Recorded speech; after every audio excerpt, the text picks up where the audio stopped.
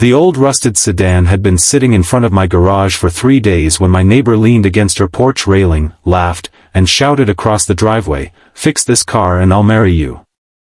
I looked up with grease covering both of my hands, smiled without thinking, and answered, "Then get ready to be my wife." Everyone around us laughed because they thought it was nothing more than another joke between two neighbors. None of us knew that a broken car was about to repair two broken hearts, uncover long-hidden pain, and change two lonely lives forever.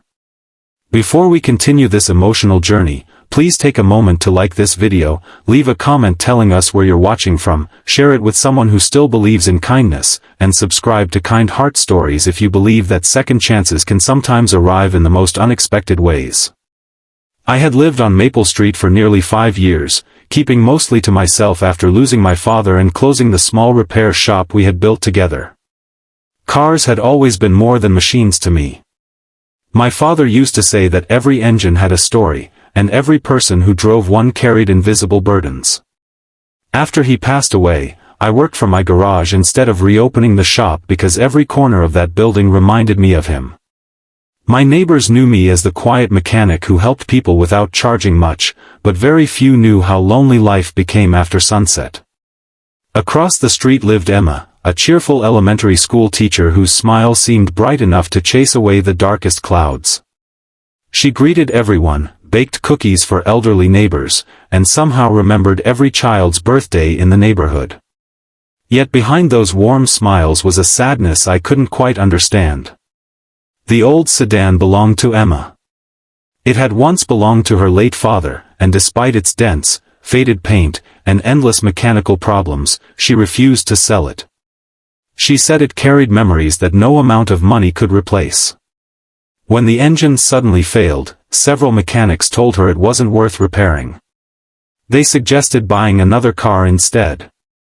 She thanked them politely, but every time she walked away, disappointment followed her home.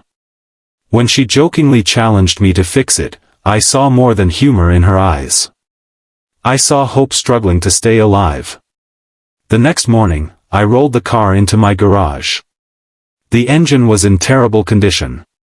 Rust had spread through important components, wiring had been damaged by years of neglect, and replacement parts were difficult to find. Most people would have walked away. I almost did. Then I noticed a small photograph tucked inside the glove compartment. It showed a much younger Emma sitting beside her father, both smiling proudly next to that very same car. Suddenly, this wasn't about repairing metal anymore. It was about protecting memories that deserved another chance. Days turned into weeks. I searched junkyards, visited old mechanics, ordered rare parts, and spent countless late nights working under dim lights while the neighborhood slept. My hands became rougher, my back ached constantly, and several times I questioned whether I had taken on an impossible task. Yet every morning Emma brought fresh coffee without saying much. Sometimes she left homemade sandwiches on my workbench with a handwritten note that simply read, "Don't give up." Those little acts of kindness reminded me that someone believed in me again. As the repairs continued, we slowly shared pieces of our lives. She admitted that after losing her father, she often felt alone even when surrounded by people. I confessed that I had buried myself in work because it hurt less than facing grief. We never planned those conversations. They simply happened while tightening bolts, cleaning old parts, or watching rain fall outside the garage. Without realizing it, the silence between us became comfortable instead of awkward. Not everyone supported what was happening. Some neighbors joked that I was wasting my time on a worthless car. Others teased Emma about the promise she had made. She laughed along with them, but I could tell their words embarrassed her. I reminded myself that promises made as jokes should never become expectations. If the car ran again, that alone would be enough. I wasn't fixing it to win anyone's heart. I was fixing it because sometimes helping another person heal also helps you heal. One evening, while replacing the final fuel line, disaster struck. The rebuilt engine refused to start. Every connection looked perfect, every measurement checked out, yet the silence after turning the key felt unbearable. Weeks of effort seemed ready to collapse into failure. Emma quietly stood beside the garage door, pretending not to cry. I wanted to apologize, but something inside me refused to surrender. My father's voice echoed in my memory, reminding me that machines always reveal the truth to those patient enough to listen. Hours later, after tracing every wire one more time, I discovered a tiny hidden fault inside an old connector that no diagnostic tool could easily detect. I replaced it, wiped the sweat from my forehead, and turned the ignition again.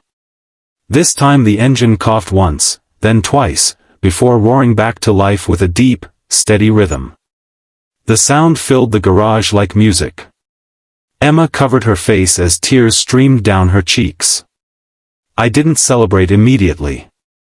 I simply closed my eyes and whispered a quiet thank you to the Father who had taught me never to quit. The following Sunday, the entire neighborhood gathered outside as Emma slowly drove the restored sedan down the street. Children clapped. Elderly neighbors smiled from their porches. The car that everyone had called junk now looked proud again. Emma parked in front of my garage, stepped out, and hugged me tighter than words could ever explain. She admitted that the car wasn't the only thing I had repaired. I had restored her faith that good people still existed. Hearing that meant more than any payment I could have received. Several weeks later, she invited me for dinner at her home. We laughed about the joke that had started everything. She smiled and reminded me of my confident reply from that first afternoon. Then she quietly admitted something I never expected. Long before making that playful promise, she had admired my kindness from across the street. The joke had simply been the safest way to begin a conversation she had been too shy to start. We both laughed at how fear had kept two lonely people apart while living only a few steps away from each other. Months passed, and our friendship slowly grew into love built not on grand promises but on everyday acts of care. We learned that lasting relationships are less about perfect moments and more about choosing each other during difficult ones. On a beautiful spring morning, beside the very same restored sedan, I asked Emma if she was finally ready to keep the promise everyone thought had been a joke. With tears in her eyes and the brightest smile I had ever seen, she said yes. Special request: before this story ends, please leave a comment with the words, "Kindness fixes hearts," if you believe even the smallest act of compassion can completely change someone's life. If this story touched your heart, please like this video, share it with your friends and family, subscribe to Kind Heart Stories, and tell us what part of this journey moved you the most. Your support helps us continue sharing stories that remind the world that hope, love, and kindness are never wasted. Sometimes life doesn't bring us together through perfect plans or magical coincidences. Sometimes it begins with a broken engine, a simple joke, and two people carrying invisible pain. In the end, the car wasn't the greatest miracle. The greatest miracle was discovering that hearts, like old engines, can come back to life when someone refuses to give up on them.